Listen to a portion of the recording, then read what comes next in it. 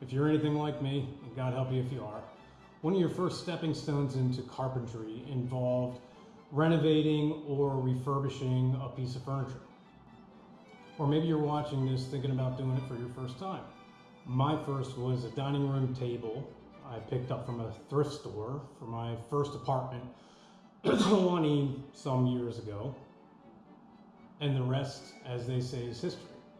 Being that I've been wrapped up with a lot of larger jobs, in addition to the fact that my home has been pretty much fully furnished for a number of years now, it's been a while since I've been involved in such a project.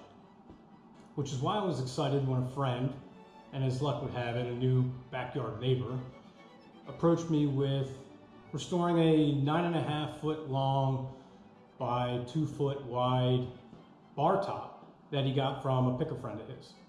It doesn't look as though it was ever finished properly and is in pretty bad shape overall.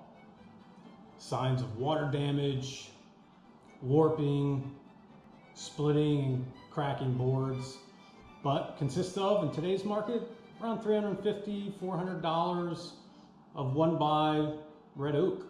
So truly an example of a diamond in the rough. Probably going to be one of the larger restoration projects I've ever undertaken.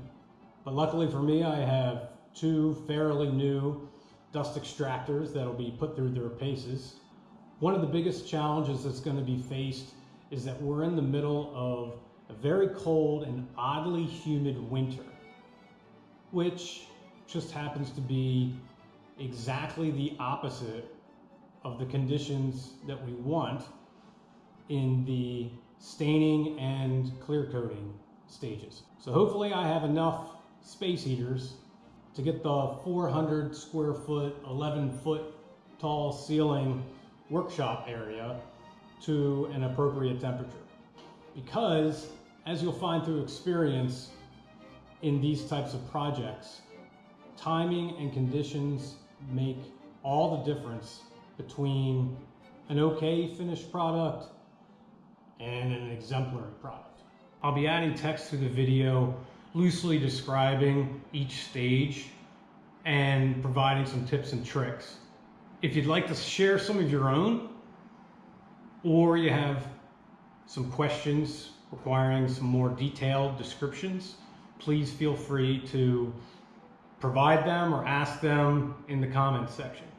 But the most important advice that I would urge you to follow, insist you would follow, when undertaking this type of project is to maintain proper dust management, ventilation, and respirator protection at all times. You don't want to mess around with this stuff.